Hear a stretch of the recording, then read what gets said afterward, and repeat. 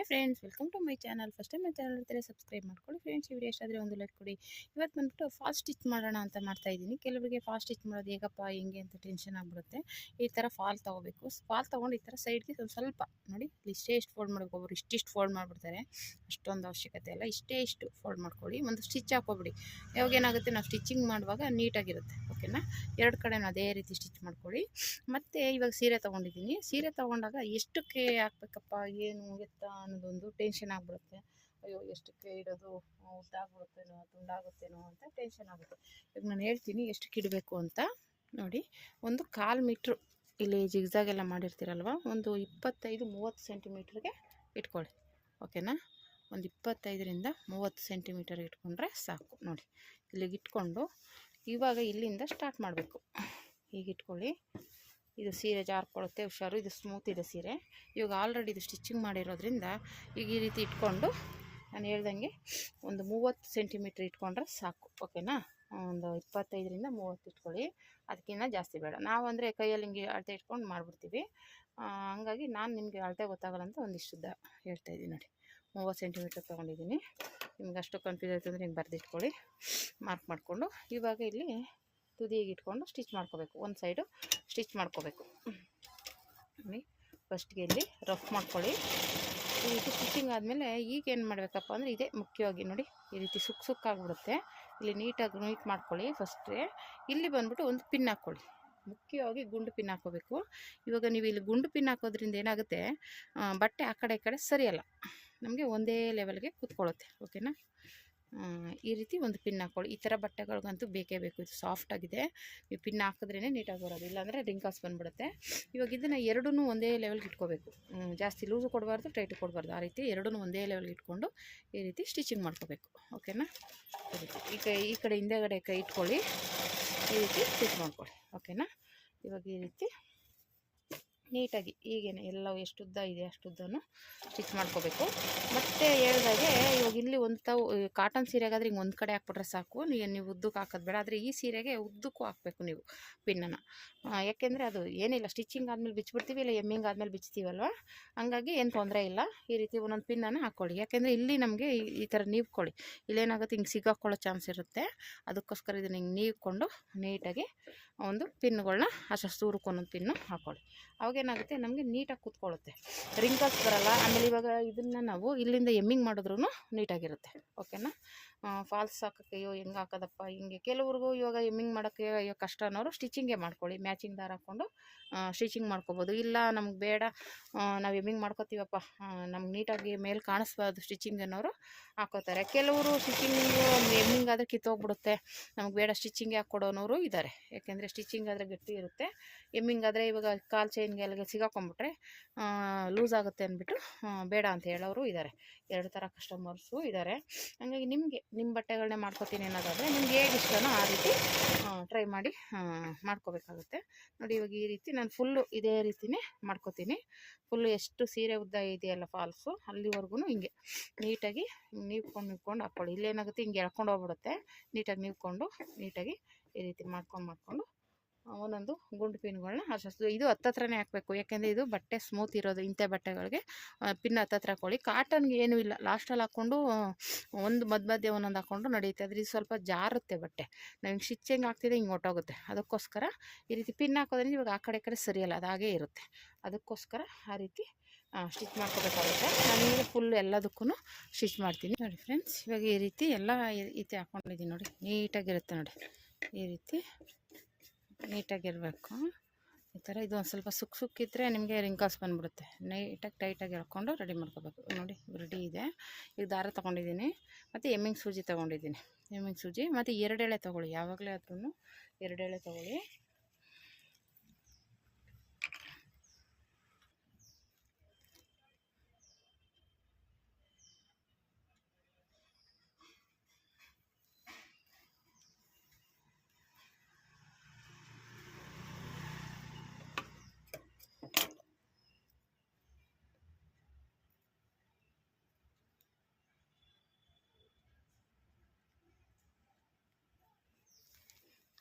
ಈಗ ಸೂಜಿಗೆ ಹಾಕ್ಕೊಂಡಿದ್ದೀನಿ ದಾರ.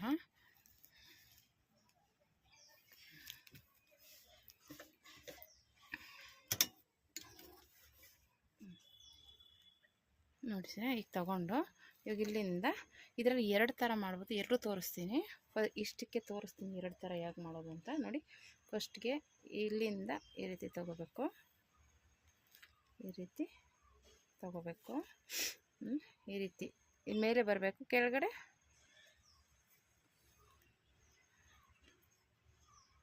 ಈ ರೀತಿ ಹಾಕಬೇಕು.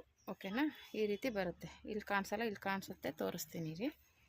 ಈ ರೀತಿ ಒಂದು ಮೆಥಡು. ಇನ್ನೊಂದು ಮೆಥಡು ತೋರಿಸ್ತೀನಿ, ಅದು ನೆಕ್ಸ್ಟ್ ಅದು ಮಾಡ್ದಾಗ ಯಾವಾಗಲಾದರೂ, ಇಲ್ಲಾಂದರೆ ಇಲ್ಲೇ ತೋರಿಸ್ತೀನಿ ರೀ. ಇದನ್ನು ಮಾಡಿಬಿಟ್ಟು ಅದನ್ನು ಮಾಡ್ಬೋದು, ಆದರೆ ಜಾಸ್ತಿ ಇದೇ ಥರನೇ ಮಾಡೋದು ಸಿಸ್ಟರ್, ಮಾಡೋದು ಇದೇ ಥರನೇ. ಲೈವ್ ಮಾಡಿ ಮಾಡಿ ಅದೇ ಬರುತ್ತೆ ಸಿಸ್ಟರ್ ಅಂತಲೇ.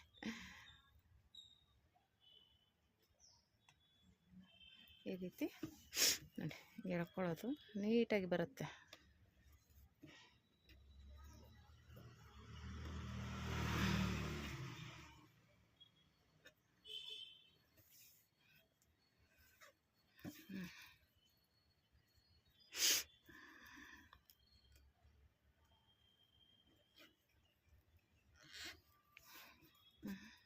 ಇಲ್ಲಿ ಒಂದು ನಾಟ್ ಹಾಕ್ಕೊಳ್ಳಿ, ಒಂದು ಈ ರೀತಿ ನಾಟ್ ಹಾಕ್ಕೊಳ್ಳಿ.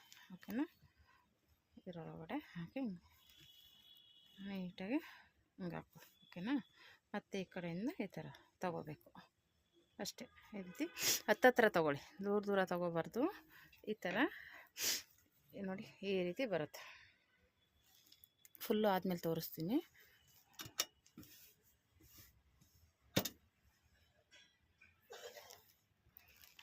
ಹೈ ಫ್ರೆಂಡ್ಸ್, ನೋಡಿ ಇವಾಗ ಈ ರೀತಿ ರೆಡಿಯಾಗಿದೆ. ಈ ರೀತಿ ಎಮ್ಮಿಂಗ್ನ ಮಾಡಿದ್ದೀನಿ ನೋಡಿ. ಈ ಥರ ಹತ್ತತ್ರ ಮಾಡೋದು. ಇನ್ನೊಂದು ಎಮ್ಮಿಂಗ್ ಬಂದ್ಬಿಟ್ಟು ಈ ಥರ ಕೆಳಗಡೆಯಿಂದ ಮಾಮೂಲಿ ಬ್ಲೌಸ್ ಎಮ್ಮಿಂಗ್ ಮಾಡ್ತೀವಲ್ಲ ಆ ಥರ ಮಾಡೋದು. ನಾನು ಇದೇ ಥರನೇ ಮಾಡೋದು. ಇದು ಅಂದರೆ ಗ್ರಿಪ್ ಚೆನ್ನಾಗಿರುತ್ತೆ. ಇದಾದರೆ ಪಿಂಚ್ಕೊಂಡಂಗೆ ಆಗುತ್ತೆ, ಇಲ್ಲ ಓಪನ್ ಬಂದುಬಿಡುತ್ತೆ. ಹೀಗಾದರೆ ಅಷ್ಟು ಓಪನ್ ಬರೋಲ್ಲ ಅಂತ. ಆಮೇಲೆ ನೋಡಿ ಈ ಮೇಲ್ಗಡೆ ಹಿಂಗೆ ಬರುತ್ತೆ ನೋಡಿ. ಇದು ಮೊದಲೇ ಒಂಥರ ಬಟ್ಟೆ ಸ್ಮೂತ್ ಇರೋದ್ರಿಂದ ರಿಂಕಲ್ಸ್ ಥರ ಬಂದುಬಿಡುತ್ತೆ. ನಾವು ಆ ಥರ ಹಾಕ್ಕೊಳ್ಳೋದ್ರಿಂದ ನೀಟಾಗಿ ಬರುತ್ತೆ ನೋಡಿ. ಚೆನ್ನಾಗಿ ಬಂದಿದೆ. ಇಲ್ಲಾಂದರೆ ನುಲ್ಕೊಂಬಿಡುತ್ತೆ. ಏನಕ್ಕೆ ಅಂದರೆ ಇದು ಸ್ಮೂತಾಗಿರೋದ್ರಿಂದ ಸ್ವಲ್ಪ ಆ ಕಡೆ ಈ ಕಡೆ ನುಲ್ಕೊಳ್ಳೋ ಚಾನ್ಸ್ ಇರುತ್ತೆ. ಈ ರೀತಿ ನೀವು ಫಾಲ್ಸ್ನ ಹಾಕ್ಕೋಬೋದು ನೋಡಿ, ಎಷ್ಟು ಚೆನ್ನಾಗಿ ಬಂದಿದೆ ಅಂತ. ನೋಡಿ ಈ ಥರ ಒಂದೊಂದು ಸೂಜಿ ಹಾಕಿರೋದ್ರಿಂದ ಇನ್ನೊಂದು ನೀಟಾಗಿರುತ್ತೆ. ತೆಗೆದುಬಿಡೋದು ಆಮೇಲೆ ಅಷ್ಟೇ. ನೀವು ಸ್ಟಿಚ್ಚಿಂಗ್ ಹಾಕೋದಕ್ಕಿಂತ ಇದು ಬೆಟರು. ಸ್ಟಿಚ್ಚಿಂಗ್ ಆದರೆ ತಿರ್ಗಾ ಬಿಚ್ಚಬೇಕು, ಆಮೇಲೆ ಅದು ಒಂದು ಸ್ವಲ್ಪ ಆ ಕಡೆ ಈ ಕಡೆ ಆದ್ರೂ ನೀಟಾಗಿ ಬರೋಲ್ಲ. ಓಕೆನಾ? ಈ ರೀತಿ ಬರುತ್ತೆ ನೋಡಿ.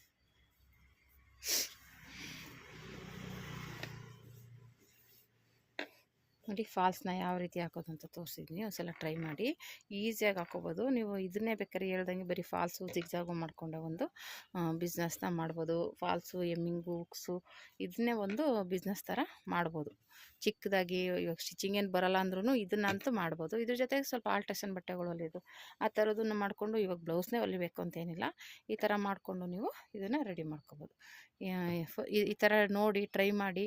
ನಂದು ಆಲ್ರೆಡಿ ಟೈಲರಿಂಗ್ ಕ್ಲಾಸ್ದೆಲ್ಲ ಹಾಕ್ತಾಯಿದ್ದೀನಿ. ಹಾಗೆಯೇ ಇವಾಗ ಇದನ್ನು ಟೈಲರಿಂಗ್ ಕ್ಲಾಸ್ಗೆ ಸೇರಿಸ್ತೀನಿ. ನೋಡಿ ಫಾಲ್ಸ್ ಹಾಕೋದು ಈ ಥರ ಬಂದಿದೆ.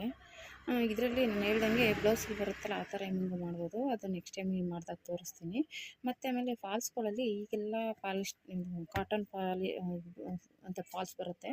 ಆದರೆ ಫುಲ್ಲು ಕಾಟನ್ ಸಿಗೋಲ್ಲ, ಅದು ಸ್ವಲ್ಪ ಕಾಸ್ಟ್ಲಿ ಫಾಲ್ ಇರುತ್ತೆ. ಇದರಲ್ಲಿ ಬಂದುಬಿಟ್ಟು ಇದು 14 ಫಾಲು, ಇನ್ನು 25, 35 ಆ ಥರ ವೆರೈಟಿ ಫಾಲ್ಗಳಿದೆ. ಅದ್ರ ಜೊತೆಗೆ ಈಗ ನಾವು ರೆಗ್ಯುಲರಾಗಿ ಹಾಕೋದು ಇದು 14 ರೂಪಾಯಿ, ಬೇರೆ ಕಡೆ 15, 12, 13 ಆ ಥರ ಇದೆ. ಇದೇ ಕಡಿಮೆ ರೇಟಿನ ಫಾಲು.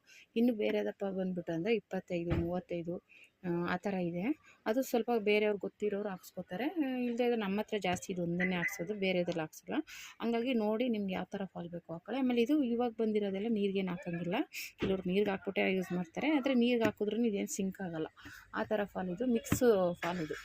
ಕಾಟನ್ನು ಮತ್ತು ಪಾಲಿಸ್ಟರ್ ಮಿಕ್ಸ್ ಆಗಿರೋದ್ರಿಂದ ಇದು ಅದೊಂದು ಹೇಳೋದು ಮರ್ತುಬಿಟ್ಟಿದೆ, ಅದಕ್ಕೋಸ್ಕರ ಹೇಳ್ತಾಯಿದ್ದೀನಿ. ಇದು ಫಾಲ್ಸ್ ತೊಗೋಬೇಕಾದ್ರೆ ನೋಡಿ ತೊಗೊಳ್ಳಿ. ನಿಮಗೆ ಕಾಟನ್ ಫಾಲೇ ಬೇಕು ಅಂದರೆ ಅದೇ ಅವ್ರಿಗೆ ಹೇಳಿ ಸೇಲ್ ಮಾಡೋತಾವಿದ್ದರೆ ಸಿಗುತ್ತೆ. ಇಲ್ಲಾಂದರೆ ನಮ್ಮ ಕಡೆ ಅಂತೂ ಸಿಗೋದೇ ಇಲ್ಲ, ಕಾಟನ್ ಫಾಲ್ಸು ಇಲ್ಲವೇ ಇಲ್ಲ.